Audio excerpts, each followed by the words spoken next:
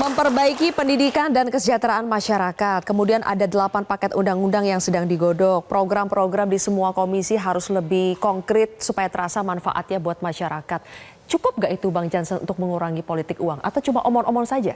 Begini, kalau kita ikuti aturan main yang sekarang ya, dari substance-nya, norma soal politik uang ini kan sudah diatur ada.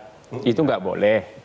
Kemudian apa strukturnya, lembaga yang harus menindak itu Bawaslu ada gitu. Yang kurang ini cuma legal culture-nya saja nih sebenarnya. Sorry, aku potong. Jadi itu nggak ada. Apa tuh? Jadi tidak detail dibicarakan tentang soal anti money politik, siapa yang harus ngawasin, ya. Soal definisi pidana pemilu aja itu nggak ada di undang-undang pemilu kita. Nah, itu Jadi, kita yang pasal 280, pasal 523 ayat 1 Iya, ayat 2 Bang Doli? Nggak cukup. Sanksi 2 tahun, sanksi 4 tahun? Nggak cukup. Nggak cukup. 2, 3, 4 tahun. Siapa yang mau mengeksekusinya? Bawaslu nggak punya kewenangan untuk itu.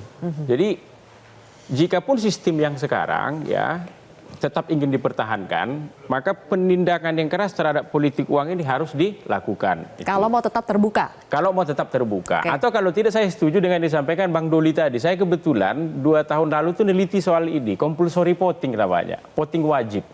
Kalau kita ke Singapura mereka voting wajib.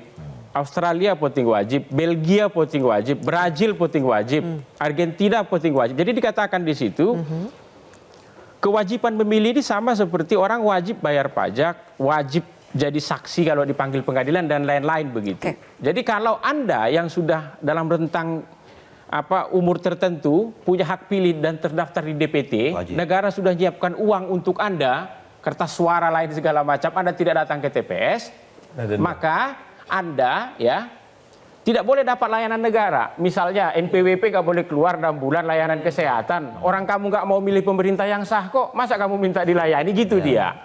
Jadi bisa juga compulsory voting, jadi solusi begitu. Oke. Yang ketiga soal, ini bukan lagi, tadi kan Umam mengatakan karena masih banyak masyarakat kita yang miskin. Iya. Persis disampaikan Bang Doli. Ya, ini sekarang masyarakat kelas menengah kabupaten pun ya itu sudah minta didata. Didata untuk? Dikasih uang, jadi jangan dipikir lagi hanya orang miskin yang hari ini ya tidak mampu makan begitu, kita masih oke. Itu kita kasih begitu. Ini enggak, kelas menengah kabupaten pun hari ini ya sudah minta untuk didata dan saya minta uangnya kata. Nilainya semakin mahal ya. Itu makanya sering saya katakan ini seakan-akan politik uang ini sekarang ya. Semakin dekat dengan kita semakin berani misalnya. Iya. Ini sekarang politik uang ini seakan-akan sekarang udah masuk dalam wilayah konstruksi sosial, konstruksi budaya. Dan itu menular itu kemana-mana. Baik. Itu makanya nggak penting lagi sekarang public speaking seperti kita ini. Yang penting money speaking. Aduh. Akhirnya, Oke. ini kita udah Gawat ini. sekolah bener, tampil di TV, baca buku compulsory voting. Itu lu ngomong apa itu? Oke. Omong-omong Omong-omong jadinya. Yang Baik. penting itu money speaking. Tapi saya sepakat, itu Singkat, dia. Bang. Ini memang harus diubah nih. Kalau kita tetap ingin Baik. Sudah ada? ada perubahan ya. Tetapi kalau misalnya semua kita angkat tangan, semua baik-baik saja begitu. Intinya tidak boleh ditutup-tutupi lah ya. Harus clear, kemudian baru mau sama-sama mengubah ini ya. Salah satu perubahan yang sudah terjadi, Bang Jansen, saya ingin tanyakan ke Bang Ade, ini adalah soal bagaimana MK sudah menghilangkan ambang batas parlemen. Jadi tidak 4% lagi. Nah, dari situ saja apakah PSI melihat setidaknya judul kita hari ini kan uang terbang suara melayang. Suara melayang itu akan berkurang dengan adanya putusan dari MK ini?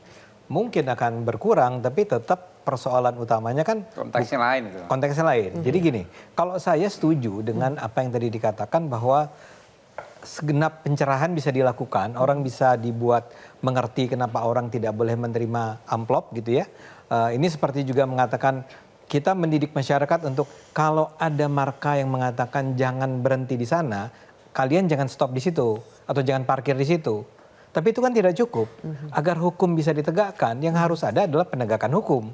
Itu yang tadi dikatakan. Saya ingin menambahkan bahwa salah satu yang terpenting adalah gimana caranya agar ke depan orang takut untuk memberikan tadi money politik. Dia tahu bahwa kalau dia memberikan money politik, dia akan berhadapan dengan hukum yang tegas. Nah sekarang saya baru saja dengar bahwa saya baca tadi ada berita di, saya lupa daerah mana, ada seorang yang ditangkap tuh ketua RT. bukan dia sebetulnya kan tokoh utamanya, dia hanya membawa uang untuk membayar rakyatnya agar memilih Ade Armando misalnya. Yang ditangkap si ketua RT. Itu pun saya nggak tahu berapa, kayaknya sih cuma hukum percobaan. Kalau dia dalam 10 bulan ke depan melakukannya lagi, dan dia tidak mungkin melakukannya lagi 10 bulan ke depan kan pemilu sudah habis. Nah sekarang bayangkan. Singkatnya Bang Ade harus bagaimana ini? Penegakan hukum artinya itu masuk tadi, saya baru sadar apa yang dikatakan oleh Bung Dole itu adalah betul-betul memang pasalnya hanya menyatakan bahwa tidak boleh. Tapi kalau kemudian dilanggar, apa yang terjadi? Siapa yang menegakkannya? Siapa yang menang? Baik. Penegakan hukum, tapi legal culture-nya kata Jansen nggak diperbaiki. Yang ada Bawaslu-nya dikejar-kejar rakyat gitu kan. Tapi nggak apa-apa.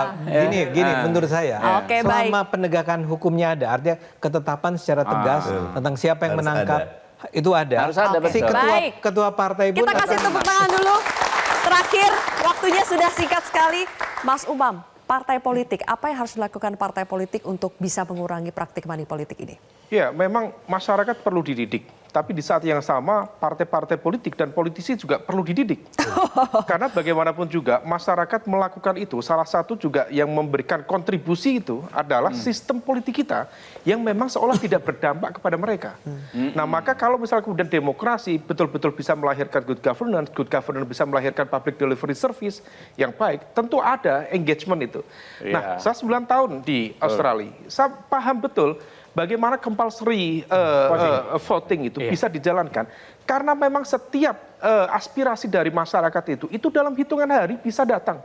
Ada kucing kejebak di bawah gorong-gorong itu. Hanya dalam hitungan jam, menit ada laporan, datang itu layanan publik. Artinya bahwa pelayanan publiknya bagus. Ada layanan publik yang memang berdampak langsung. Dan ini adalah impact dari sebuah proses politik. Jadi proses politik bukan hanya berada pada level elit. Nah, kalau misal itu bisa diberikan kepada publik, maka compulsory voting tadi bisa berjalan. Tapi kalau misal kemudian compulsory dijalankan, publik juga nggak merasa ada dampak apa-apa. Yang paling senang politisi, ini nggak perlu saya kasih ini, udah cukup compulsory, udah kita terpilih, kan begitu. Nah, artinya ya harus simultan. Di saat yang sama, Mbak, bagaimanapun juga memang agak absurd, kelompok kalangan political economic structuralist itu sangat tidak percaya terhadap pendidikan politik. Tapi to some extent dalam waktu yang cukup panjang, civic education memang perlu. Karena yang merasakan itu, yang bersikap permisif itu bukan hanya masyarakat. Kelompok kelas menengah terdidik, termasuk kelompok-kelompok pemuka, pemuka agama, apapun, seringkali juga masuk dalam ritme permainan ini. Saya pernah melakukan itu. Fatwa agama sudah nggak didengar. Justru itu, permisivitas itu, betul. Justru itu, permisivitas itu tampak kemudian terjadi. Ketika yang kita tanya ya, tokoh agama, gimana hukumnya money politics? Ini kan bribery. Jawabannya sepele, Pak. Nahnu nahkumu bidzawahir wa amma sarair fa musallamatul ilallah. Kita menghukumi yang zahir. Zahirnya ini adalah bantuan, ini adalah hibah, ini adalah syahriah. Adapun niatnya kembali pada Baik, sayang sekali Bapak-Bapak, waktu kita sudah habis, tapi mudah-mudahan ini sih bisa menjadi sedikit titik awal ya untuk bisa mengubah semua ini agar lebih baik ya. Anggota DPR tolong diperjuangkan. Terima kasih pemirsa, demikianlah kontroversi hari ini. Sendiri 5 tahun ke depan. Saya Zilvia Iskandar pamit undur diri, sampai jumpa. Tetap berjuang.